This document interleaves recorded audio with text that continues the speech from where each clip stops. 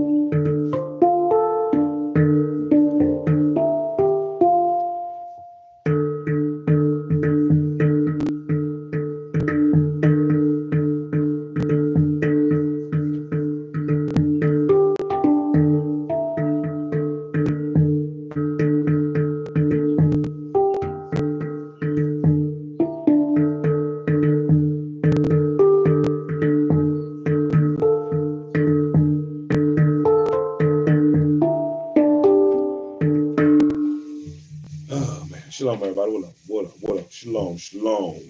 I hope y'all warm. It's cold, man. Shit, I'm out here trying to get the oh man, clear my mind. What up with y'all today, man? Welcome back to part 7. Part 7. This episode of Reading with SHILO, man. It's SHILO. I'm out here reading shit. And we're back with part 7 of the Slave Revolution. Wow. The Slave Revolution in the Caribbean, 1789 to 1804. The seer page is laid to us by Mr. Dubois and Mr. Garrigus.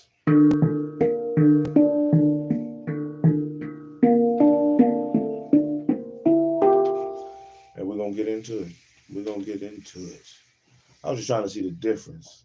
You know, the difference it was with the gloves, with the little gloves on compared to just my bare hands. And it's a different tone. It's definitely a different tone.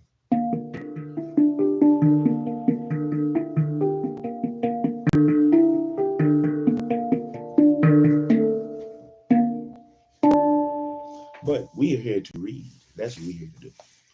We're here to read. We're here to roll through the sea of pages, And it's been, you know, it's been some history, definitely. Some stuff that's been laid before us with the revolution and the revolts and the back and forth, the insurrections and the you free, you not free, to the names being changed, the distribution of land and resources such as tobacco, coffee, and sugarcane, which was treated like a crack. Sugarcane was treated like crack at the time, and the plug didn't want the workers to realize what they had in their midst. And then when they got it in their midst, they didn't want them to become the plug. You can't be the plug. I was the plug. How dare you? I'm going to cut you off. Ain't nobody going to buy shit from you. So we to that point now, and we left off at part two of the whole book, page 63. The revolution begins 1789 to 1781. We're on the documents, part two of the documents.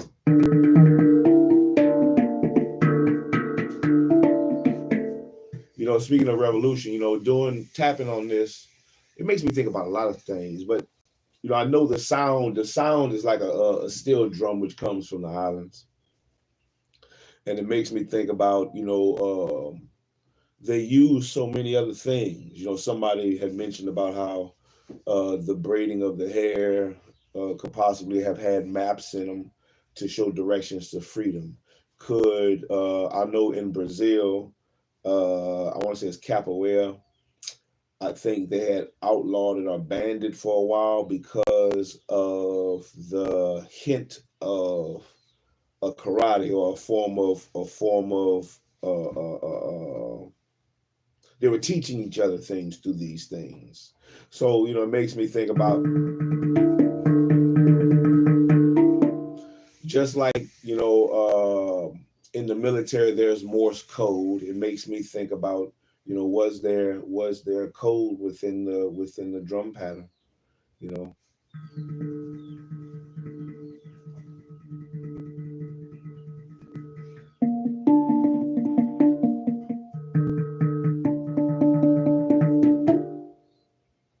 Like, keep running, run.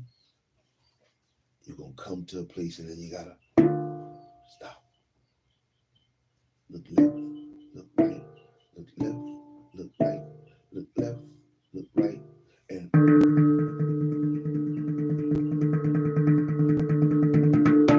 run for your life, nigga. Oh, let's read. Let's get ready to read. 25 things, though. Before we do, let's do our thing, man. Let's build a habit, continuing building our habit. 25 things is what I ask of you. 25 things, man. Get up, do something. Let's make a move. Let's try to make a difference. Let's try to be better, man, because we can be better. You have everything that you need to succeed, so let's go ahead and succeed, man. Let's succeed. So 25 things. I'm going to do some easy shit today. Head, shoulders, knees, and toes. It's something you should be able to get your ass up and do. Head, shoulders, knees, and toes, man. Head. So 25 of them. Let's go. 25. Head. One. 2. 3. Get it up. 4. Long night, early day. It don't matter. Get your ass up. 5. Do something. 6. 7, 8. On this ship, this is what we doing. On this ship. 9.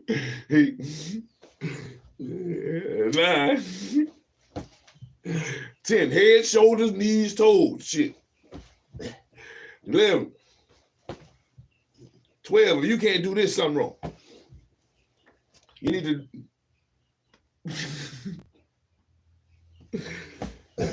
12. 13. 14. Come on. 15. Do something. 17. Get your ass up. That's all I know. 18. 19. 20. Oh, yeah. 21. Like you're picking something up. 22. Get it up. 23. Bad 4 times. 24. One more. 25. Ooh, my pants too low. I ain't gonna be able to pick it up. All right, that's what it is. 25 things. That was easy shit. Easy shit. Too easy. I'm gonna do 25 more shit and get it out the way. 1, 2, 3, 4, 5, 6, 7, 8, 9, 10, 11, 12, 13, 14, 15, 16, 17, 18, 20, 21, 22, 23, 24, 25. As the captain of the ship, Captain Longbeard, Captain Longbeard SHILO. As the captain of the ship, I had to do a little bit more. But let's go. Now it's time. We done worked our body. It's time to work our mind. And we're going to work our body one more time on the going out. On the going out. So I hope you're ready, man. What can we learn and grow from? What treasures await us? That is questions that we need to ask ourselves before every reading. What treasures await us? You know, take it with a grain of salt. Some things, man. Some things you read, try not to get, what's the word they use these days? Triggered. Don't get triggered by the stuff that's being read. Think on it. Think about it. Think about it. Some of that stuff might still be being done today. Think on it. Part 7, Slave Revolution in the Caribbean, 1789-1804. Part 2 of Part 2, the documents. The revolution begins 1789-1791. 4 letters from the slave revolt in Martinique. August to September of 1789. Let me get it ready. Get it ready, get it ready, get it ready, ready. Pages, don't you do that.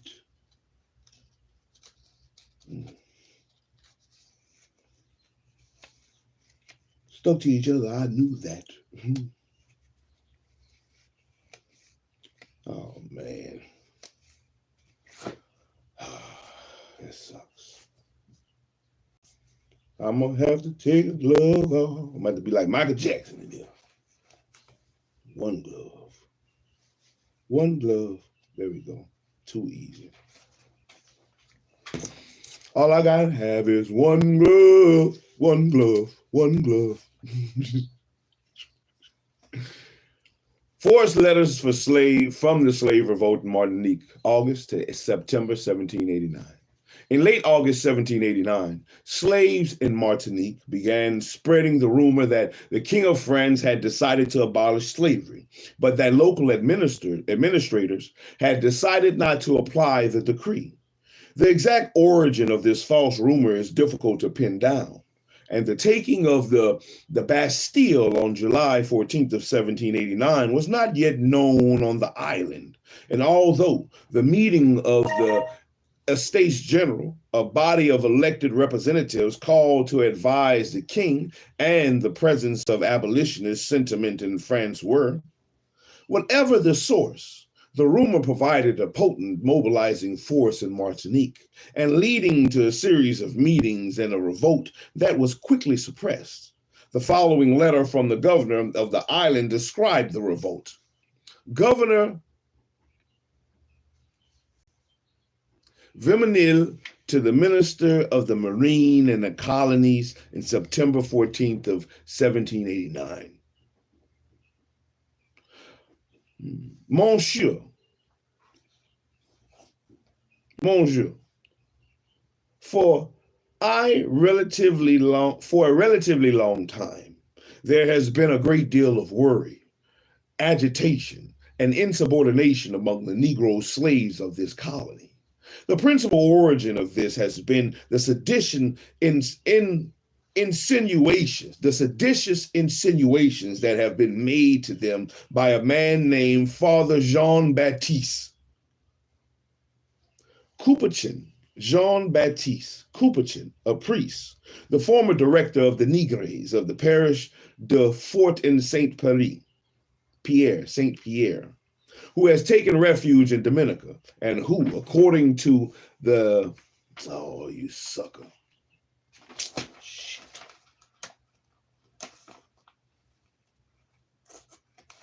There we go.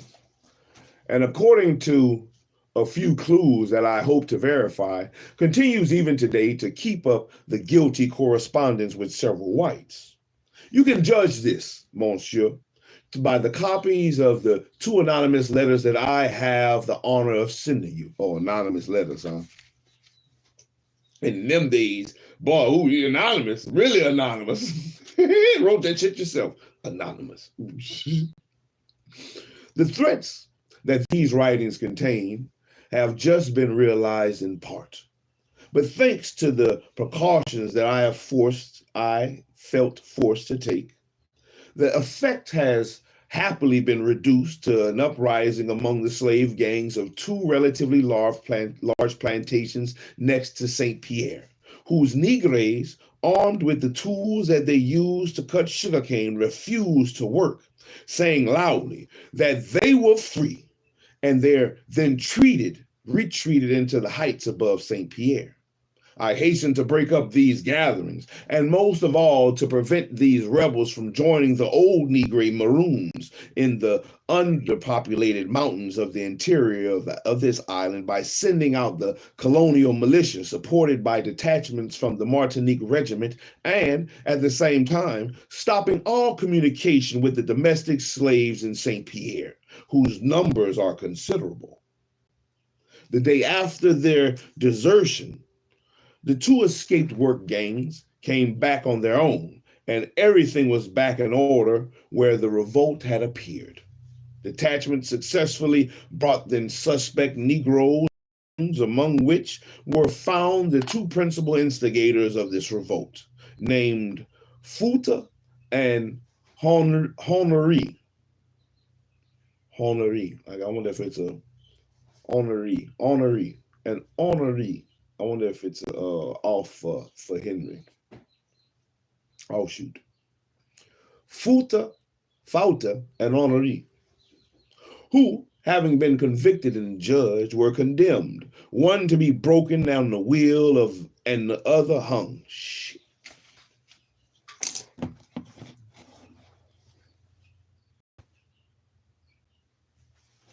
Broken on the wheel. Images.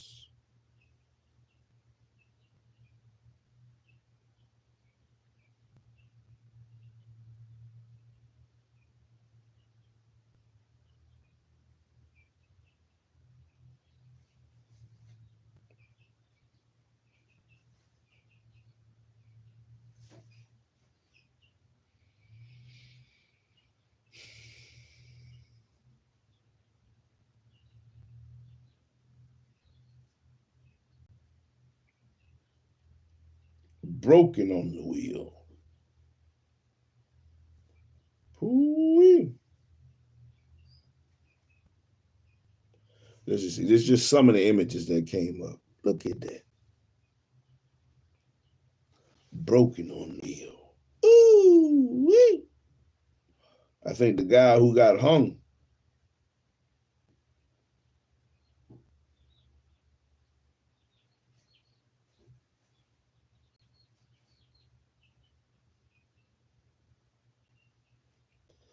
This is it right here. One on the wheel and the other hung in the background. Look at the Negres The negress hung on the background, and one hung on the wheel. Oh, my bad. I was like, what the hell going on? That's breaking. One hung.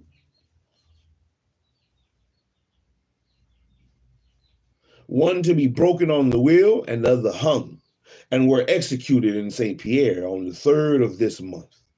These prompt acts of justice and severity against the guilty will suffice to immediately reestablish order and tranquility, and there is no need, monsieur, for you to worry any longer about this. In the meantime, in order to leave nothing undone in a matter that is of essential importance for public security, I have ordered the General Assembly of the Militia, having left all at once and at the same time from all the different districts of the island. They headed towards the same point while searching even the most inaccessible areas.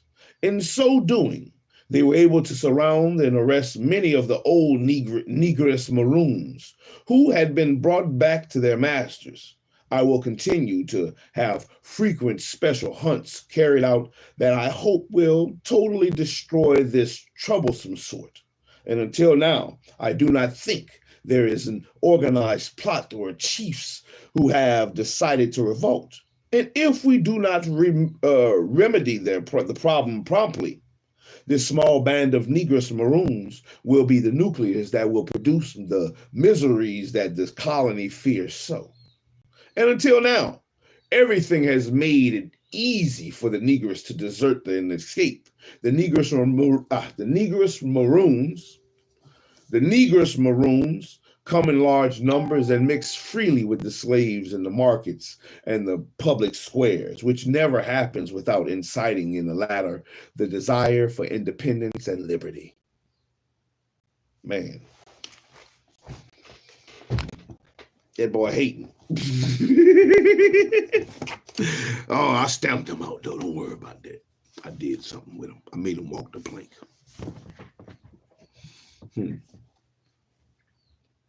Although the governor suggested the identity of the author of the following letters,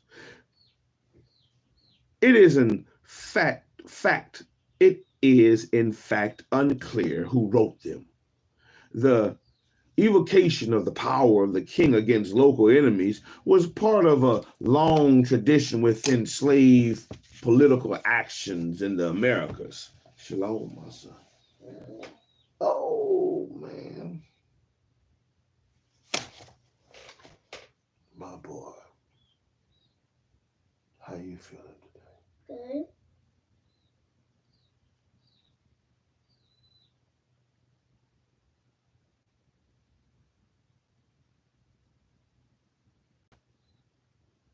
How's your throat?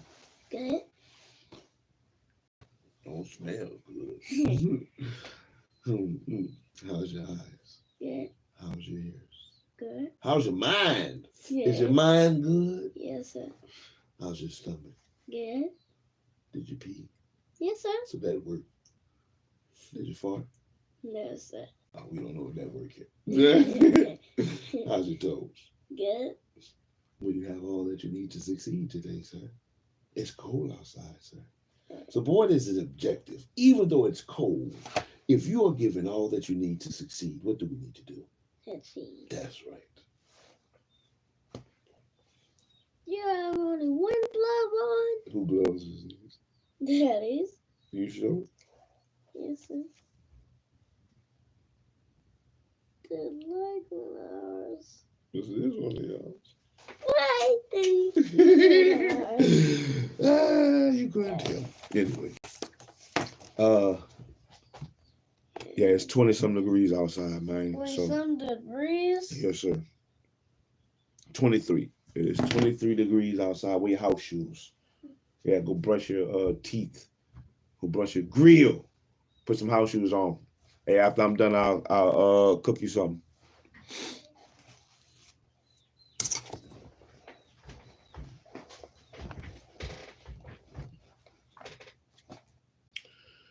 But these letters also represent a powerful early example of how rebels agitating against slavery connected their cause with the revolutionary conflicts that were beginning in France. Damn. Copy of an anonymous letter addressed to M. Mollaret, St. Pierre, August 28, 1789.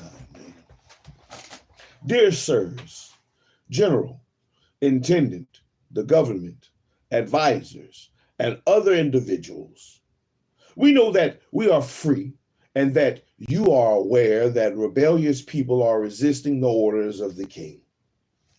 Fuck the king. Fuck him.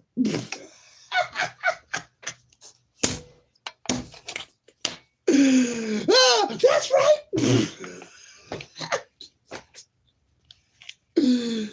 Oh, shit.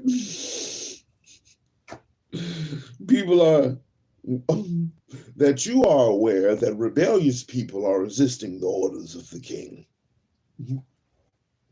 I bet that's how they told them about the Maccabees down there. They got Israelites that are defying the king's decree.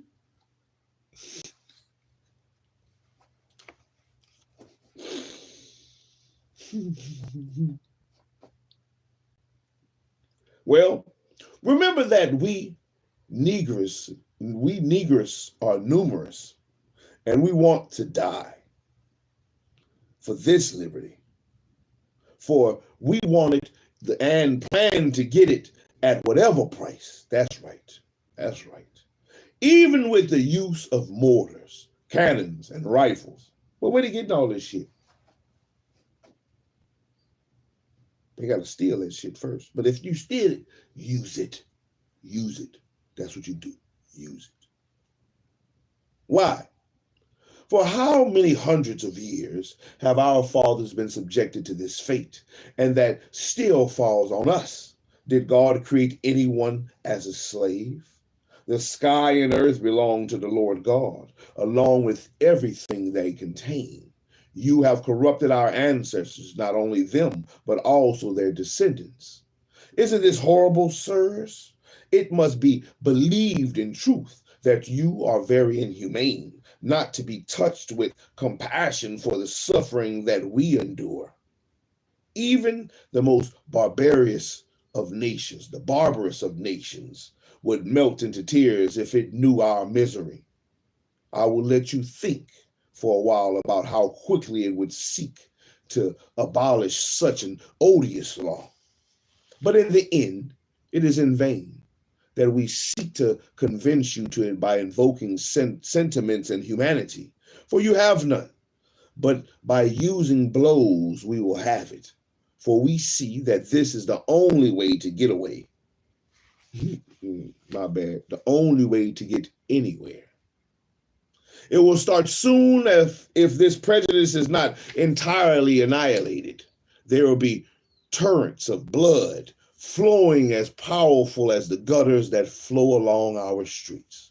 Sirs, we have the honor of being signed by us, Negroes. Niggas. Oh, man, that sounds like a... some slave master concocted.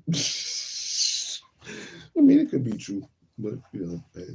Copy of a letter from the slaves of Martinique, August 29th, 1789. Great general. I don't know if they would call them these things. Why would they be great in their eyesight? I don't know. Great general. The entire nation of the black slaves very humbly begs your august person to accept its respectful homage and to cast a humanitarian eye on the reflection it takes the liberty of presenting to you. We are not unaware, great general, of all the negative things that have been presented to you about us. We are painted in such a foul way that even the most solidly virtuous person would have reason to turn against us. But God will sooner or later always stops the proud plans of men. This God, who is so just, knows what is deep inside us. He knows that we have never had any project but to patiently accept the oppression of our persecutors. This eternal God, who could no longer suffer so much persecution, must have given Louis the 16th, Louis the 16th, the greatest of monarchs, the charge of delivering all the miserable Christians oppressed by their unjust fellow men. We have just learned with extreme desperation that the mulattoes, far from taking care of their enslaved mothers, brothers, and sisters, have dared claim that we do not deserve to enjoy, as they do, the benefits that come from peace and liberty, and are incapable of continuing the hard work that supports the merchants of the white nation and cannot provide any service to the state. This is a great absurdity. And this vile action must demonstrate to you the baseness of spirit of this proud nation and make you see the hate, the jealousy, and all the horror of the disdain this nation has for us. It is not jealousy that forces us to complain about the mulattoes, but the harshness that they have shown in creating a plan for liberty for only themselves, when we are all of the same family. We do not know, great general, if you have received the request of the mulattoes, but you will receive it soon, and we are happy if we have the good fortune to have reached you before it. We end our reflections by declaring to you that the entire nation of black slaves united together has a single wish, a single desire for independence, and all the slaves with a unanimous voice send out only one cry, one clamor to reclaim the liberty that they have gained through centuries of suffering and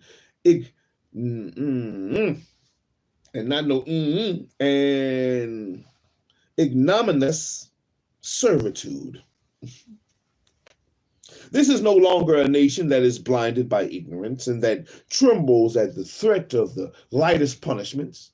Its sufferings have enlightened it and has determined it to spill to its last drop of blood rather than support the yoke of slavery, a horrible yoke attacked by the laws, by humanity, and by all of nature, by the divinity of, and by our good King Louis the 16th.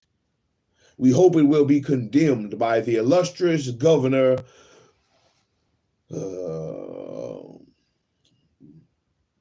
Vimanil, and your response, great general, will decide our destiny and that of the colony. Please send it to the parish priest, who will inform us about it and at the announcements at the end of Mass. We await it with the greatest impatience, but without leaving behind the respect that is due to your dignity. And the nation asks you to believe it to be, great grand general, your most humble and obedient servant. Signed, the entire nation. St. Pierre, August 29th, 1789. Man, I don't know about that one either. 5. The Free Citizens of Color Address to the National Assembly, October 22nd, 1789.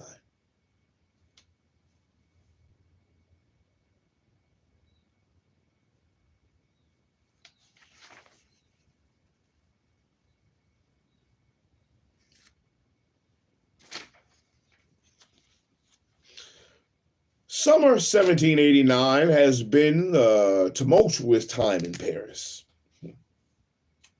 And everybody want to go to these places. And within 3 months, the States Generals had become the National Assembly and had voted the Declaration of Rights of Man and Citizens as the preamble to a new French Constitution. Inspired by these events, more than a dozen of the Hundreds of people of color living in the capital city began to hold meetings in late August and gathering in offices of Etienne Louis Hector de Jolly, a white lawyer who became their spokesman. They drew up a formal collection of grievances, as most of France had done early in the preceding year.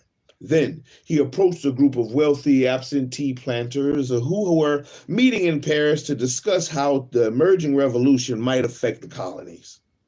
When the planters rejected their proposed reforms in early September, the Parisian free coloreds appealed to the National Assembly. Let's see what they're talking about. The address to the National Assembly, to our lords, to the representatives of the nations.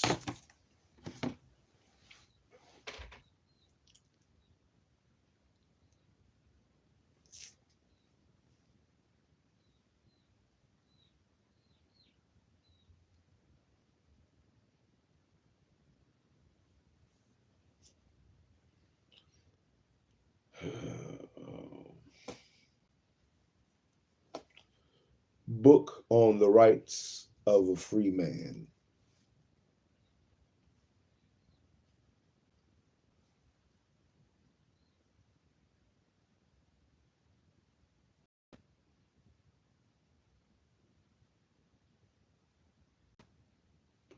I'm asking the wrong question.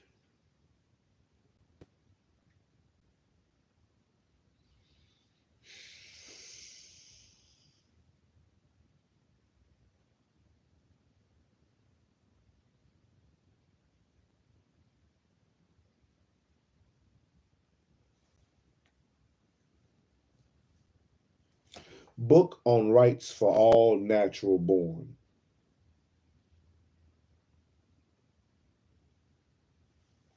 Common Law and Natural Rights.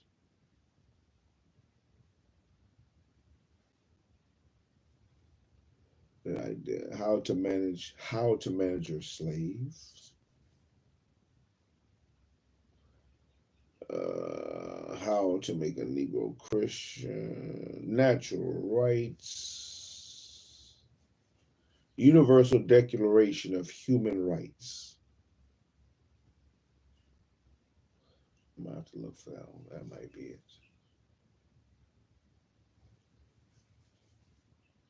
Natural law.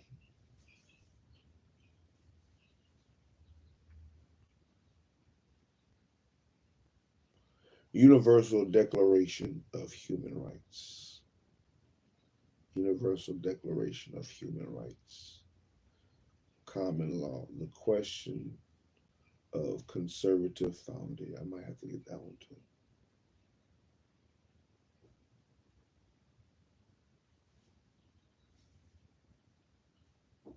I think that's what I'm looking for. I think that's it. Universal Declaration of Human Rights.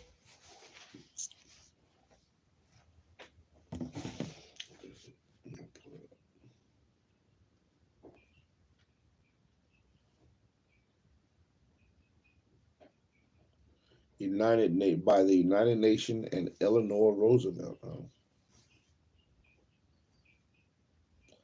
I don't know if that's it. This edition of the United Nations Universal Declaration of Human Rights is accompanied by an informative foreword and introduction. On December 10th of 1948, the United Nations General Assembly adopted a groundbreaking proclamation, the Universal Declaration of Human Rights. The milestone document made up of 30 articles set out for the first time the fundamental human rights that must be protected by all nations.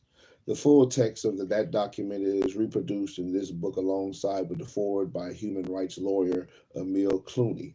And George Penfold's general introduction explores the Declaration's origin, touching on the four freedoms described by U.S. President Franklin D. Roosevelt.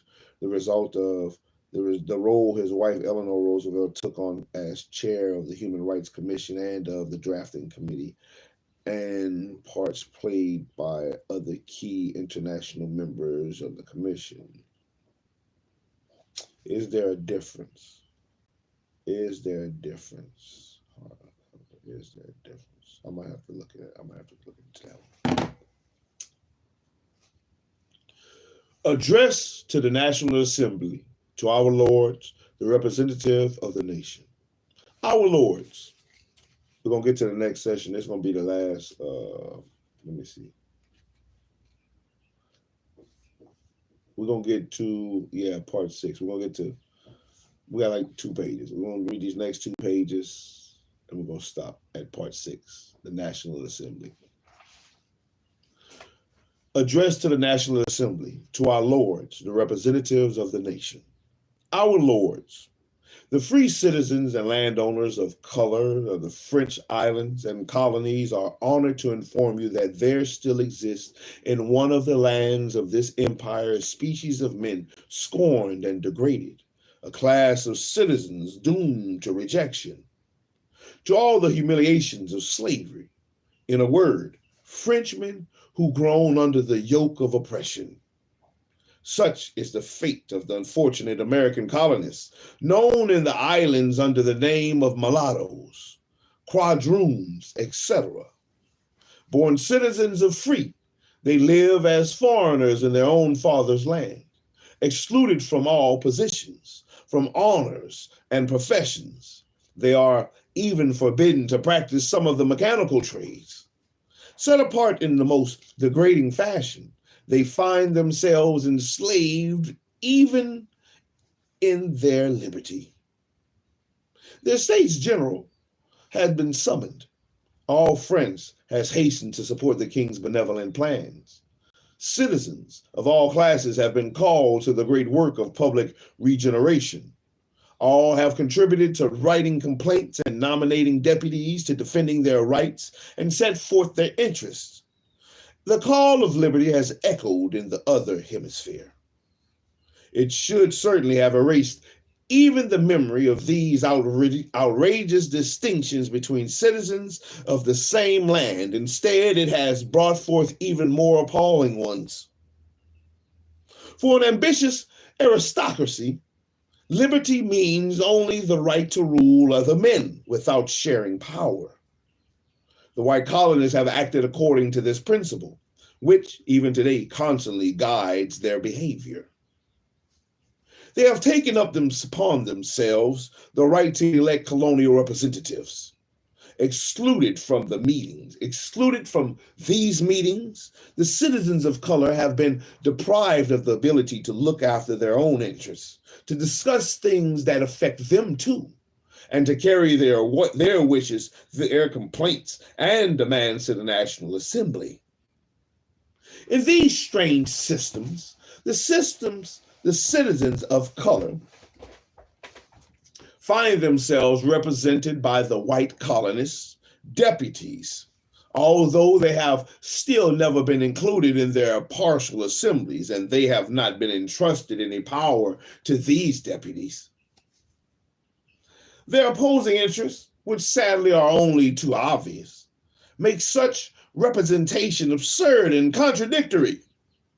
You, our lords, must weigh these considerations. You must return from them. You must gloriously complete your work by ensuring the liberty of French citizens in both hemispheres. The Declaration of the Rights of Man and Citizens has awakened the colonists of color to their past condition. They have shown themselves worthy of the dignity that you have assigned to them. They have learned their rights and they have used them.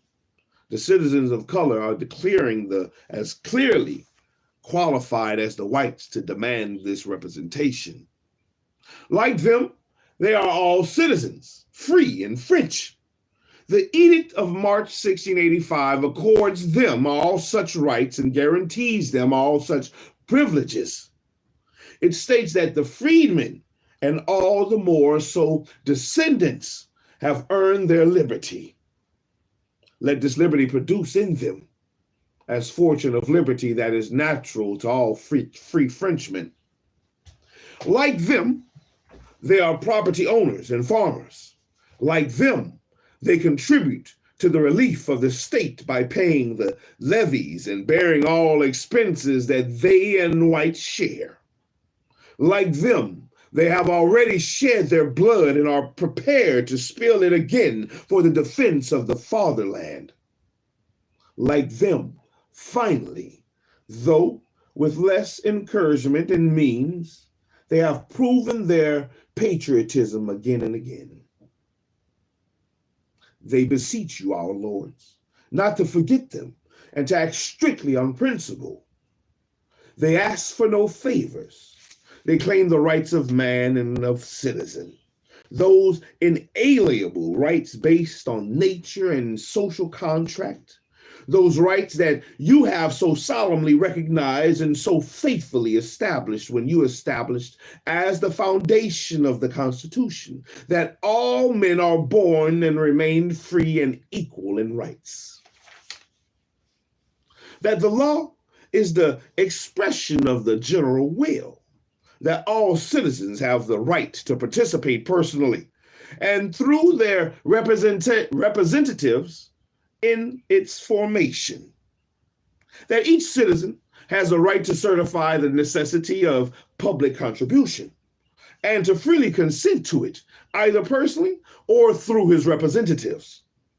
Is it your intent to reject these fundamental principles, setting the interests of the whites against those of the colonies? Do we want to muffle nature's voice with the calculations of sordid profit? Can we not recognize the language of ambition and greed, whose speakers do not value the prosperity of the state unless they profit personally?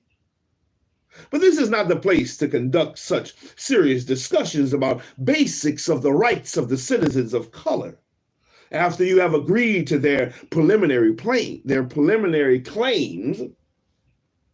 when they have descended into the arena to fight their adversaries, they will easily show that the legitimate interests of the whites themselves, like those of the colonies, lie in guaranteeing the status of the liberty of the citizens of color. For a state's good fortune consists in the peace and harmony of its constituent members, and there can be no true peace or strong union between a strong group that oppresses and a weak one that yields, between a commanding master and an obedient slave. And we're going to stop there. We're going to stop right now for part 7. That was part 7, man. We're going to stop on, we are at section 6 of part 2, the National Assembly, decree of March 8th and instructions of March 28th, 1790. Man, we out here. Rolling, baby. Rolling through the sea of pages. That's what I feel like I'm doing. Well, wait till I get my other damn this thing cold. Wait till I get my other damn instruments learned. And I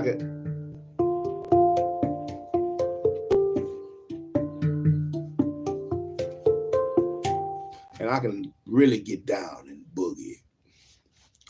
Then I'm gonna really do some shit.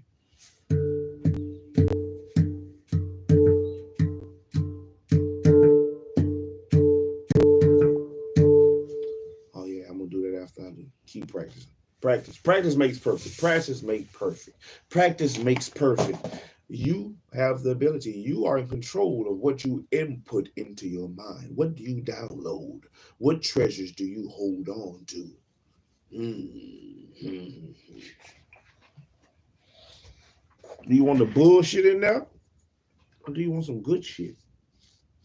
Bam.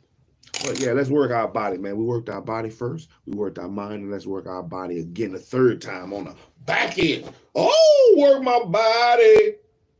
Work my body right. Work my body. Give me 25 things, whatever it is on the going out, man. 25 things. Get up, sit down, knees up, knees down, man. Head, shoulders, knees, and toes, whatever it is. I don't know who that be. But let's do 25 things. 25 things, whatever it may be. 25 things, man. And we're going to roll out. And that's going to be today's episode of Reading with Shiloh. 25 things. 1, 2, 3, 4, 5, 6, 7, 8, 9, 10, 11, 12, 13, 14, 15, 16, 17, 18, 19, 20, 21, 22, 23, 24, 25, 26, 27, 28, 29, 30, 31, 32, 33, 34, 35, 36, 37, 38, 39, 40. Ooh, I feel it now. Ooh, I feel it. 41, 42, 43, 44, 45, 46, 47, 48, 49, 50 on them boys. I did 50. I only asked you to do 25 of something. I did 50 somethings. Because I'm the captain. I'm the captain of the ship, baby. And I'm going to roll on. I'm the captain of the ship. Hey, I can do me a little something, something. Can you do something? I can roll. Can you roll? Man, we rowing through the destination. To the destination. One episode at a time. One sea of pages at a time. Man, one part, one chapter, one page, one paragraph, one line, one sentence, man, until we seek and find the treasures that await us, man, in each of the sea of pages. And this sea of pages is brought to us by Mr. Dubois and Mr. Garrigus this time. Man, we out here reading shit. Like, comment, subscribe, tell your people, man. Shiloh out here reading shit. We trying to grow. We trying to learn something, man. We trying to do something, man. We trying to be different. We trying to be better. We gonna succeed. We're not trying. We gonna do. We gonna do. If you don't want to do, walk the plank. Make them walk the plank. Shiloh Hammer, man. Doing my part in the revolution. Ooh, reading shit. Reading shit. Reading shit. Oh, Mocha. Hope y'all have a wonderful day. Wonderful day. Stay warm. Like I said, it's 23 degrees out here. It's 23 degrees. What you gonna do? Make sure y'all safe. Have a good one, everybody. Catch me on the back end.